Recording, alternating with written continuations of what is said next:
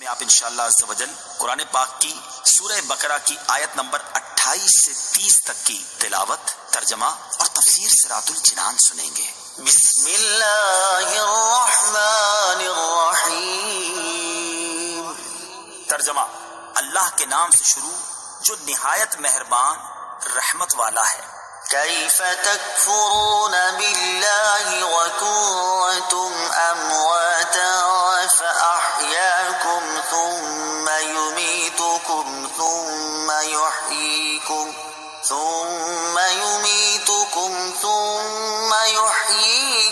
ثم الیہ ترجعون۔ ترجمہ، تم کیسے اللہ کے منکر ہو سکتے ہو؟ حالانکہ تم مردہ تھے تو اس نے تمہیں پیدا کیا، پھر وہ تمہیں موت دے گا، پھر تمہیں زندہ کرے گا، پھر اسی کی طرف تمہیں لوٹایا جائے گا۔ کیف تکفرون باللہ، تم کیسے اللہ کے منکر ہو سکتے ہو؟ تفسیر صراط الجنان میں ہے۔ توحید و نبوت کے دلائل اور کفر و ایمان کی جزا و سزا ذکر کرنے کے بعد اللہ تعالیٰ نے اپنی خاص و عام نعمتوں کا اور قدرت کی عجیب نشانیوں کا ذکر فرمایا، اور کفر کی خرابی اور برائی کو کافروں کے دلوں میں بٹھانے کے لیے انہیں خطاب کیا کہ تم کس طرح خدا کے منکر ہوتے ہو، حالانکہ تمہارا اپنا حال اللہ تعالیٰ پر ایمان لانے کا تقاضا کرتا ہے، کیونکہ تم بدن میں روح ڈالے جانے سے پہلے تمام مراحل میں مردہ تھے، یعنی کچھ نہ تھے یا بے جان جسم تھے، پھر اس نے تم میں روح ڈال کر تمہیں زندگی دی، پھر زندگی کی مدت پوری ہونے پر تمہیں موت دے گا، پھر تمہیں زندہ کرے گا۔ اس سے یا تو قبر کی زندگی مراد ہے جو سوال کے لیے ہوگی، یا قیامت کی، پھر تم حساب کتاب اور جزا کے لیے اس کی طرف لوٹائے جاؤ گے۔ تو اپنے اس حال کو جان کر تمہارا کفر کرنا نہایت عجیب ہے۔ اس آیت میں غور کریں تو ہم مسلمانوں کے لیے بھی نصیحت ہے کہ ہم بھی کچھ نہ تھے، لیکن اللہ تعالیٰ نے ہمیں زندگی عطا کی اور زندگی گزارنے کے لوازمات اور نعمتوں سے نوازا، تو اس کی عطاؤں سے فائدہ اٹھا کر اس کی یاد سے غافل ہونا اور ناشکری اور غفلت کی زندگی گزارنا کسی طرح ہمارے شایان شان نہیں ہے۔ هو الذي خلق لكم ما في الأرض جميعا ثم استوى إلى السماء فسواهن 7 سماوات وهو بكل شيء عليم۔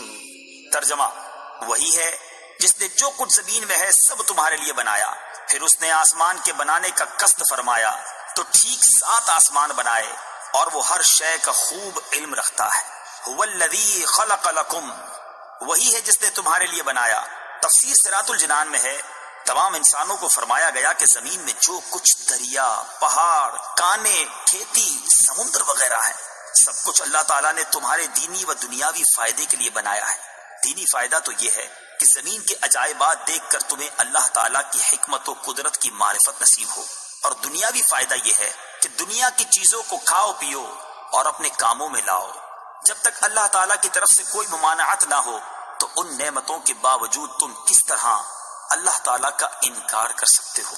ایک اہم قاعدہ اس آیت سے معلوم ہوا کہ جس چیز سے اللہ تعالیٰ نے منع نہیں فرمایا وہ ہمارے لیے مباح و حلال ہے۔ وَهُوَ بِكُلِّ شَيْءٍ عَلِيمٌ، اور وہ ہر شے کا خوب علم رکھتا ہے۔ تفسیر صراط الجنان میں ہے کائنات کی تخلیق اور اسے وجود میں لانا اللہ تعالیٰ کے کامل علم کی دلیل ہے، کیونکہ ایسی حکمت سے بھری مخلوق کا پیدا کرنا ایک ایک شے کا علم رکھے بغیر ممکن اور متصور نہیں۔ کافر مرنے کے بعد زندہ ہونے کو ناممکن سمجھتے تھے۔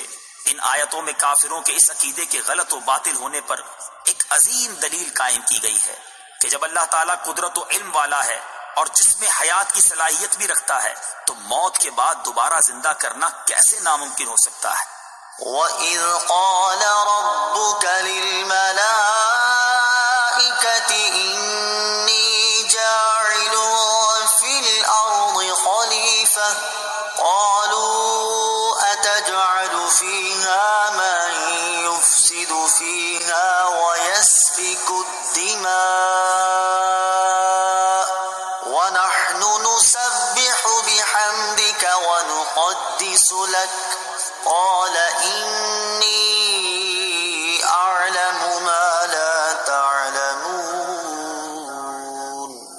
ترجمہ، اور یاد کرو جب تمہارے رب نے فرشتوں سے فرمایا میں زمین میں اپنا نائب بنانے والا ہوں، تو انہوں نے عرض کیا کیا تو زمین میں اسے نائب بنائے گا جو اس میں فساد پھیلائے گا اور خون بہائے گا، حالانکہ ہم تیری حمد کرتے ہوئے تیری تسبیح کرتے ہیں اور تیری پاکی بیان کرتے ہیں۔ فرمایا بے شک میں وہ جانتا ہوں جو تم نہیں جانتے۔ وَإِذْ قَالَ رَبُّكَ لِلْمَلَائِكَةِ، اور جب تمہارے رب نے فرشتوں سے فرمایا، تفسیر صراط الجنان میں ہے حضرت آدم علیہ السلام اور فرشتوں کے واقعات پر ضمنی تبصرے سے پہلے ایک مرتبہ آیات کی روشنی میں واقعہ ذہن نشین کر لیں۔ واقعے کا خلاصہ، اللہ تعالیٰ نے حضرت آدم علیہ السلام کی تخلیق سے پہلے فرشتوں سے فرمایا کہ میں زمین میں ایک خلیفہ بنانے والا ہوں۔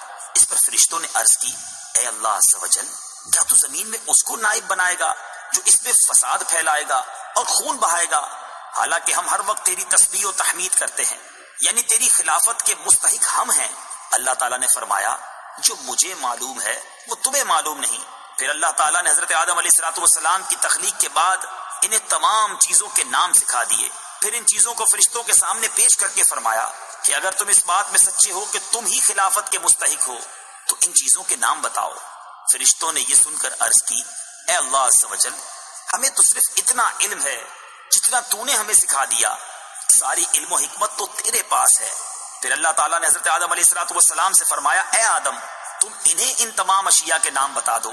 جب حضرت آدم علیہ السلام نے انہیں ان اشیاء کے نام بتائے تو اللہ تعالیٰ نے فرمایا اے فرشتوں، کیا میں نے تمہیں نہ کہا تھا کہ میں آسمانوں اور زمین کی تمام چھپی چیزیں جانتا ہوں اور میں تمہاری ظاہر اور پوشیدہ باتوں کو جانتا ہوں۔ انی جاعل فی الارض خلیفہ، میں زمین میں اپنا نائب بنانے والا ہوں۔ تفسیر صراط الجنان میں ہے خلیفہ اسے کہتے ہیں جو احکامات جاری کرنے اور دیگر اختیارات میں اصل کا نائب ہوتا ہے۔ اگرچہ تمام انبیاء علیہ السلام اللہ تعالیٰ کے خلیفہ ہیں، لیکن یہاں خلیفہ سے حضرت آدم علیہ السلام مراد ہیں، اور فرشتوں کو حضرت آدم علیہ السلام کی خلافت کی خبر اس لیے دی گئی کہ وہ ان کے خلیفہ بنائے جانے کی حکمت دریافت کریں اور ان پر خلیفہ کی عظمت و شان ظاہر ہو کہ ان کو پیدائش سے پہلے ہی خلیفہ کا لقب عطا کر دیا گیا ہے اور آسمان والوں کو ان کی پیدائش کی بشارت دی گئی۔ فرشتے کیا ہیں؟ فرشتے نوری مخلوق ہیں، گناہوں سے معصوم ہیں، اللہ تعالیٰ کے معزز و مکرم بندے ہیں، کھانے پینے اور مرد یا عورت ہونے سے پاک ہیں۔ فرشتوں کے بارے میں مزید تفصیل جاننے کے لیے بہار شریعت جلد نمبر 1 کے صفحہ 90 سے ملائکہ کا بیان مطالعہ فرمائیں۔ انی اعلم، بے شک میں زیادہ جانتا ہوں۔ تفسیر صراط الجنان میں ہے فرشتوں کے جواب میں اللہ تعالیٰ نے فرمایا کہ جو میں جانتا ہوں وہ تم نہیں جانتے، کیونکہ خلیفہ بنانے میں میری حکمت تم پر ظاہر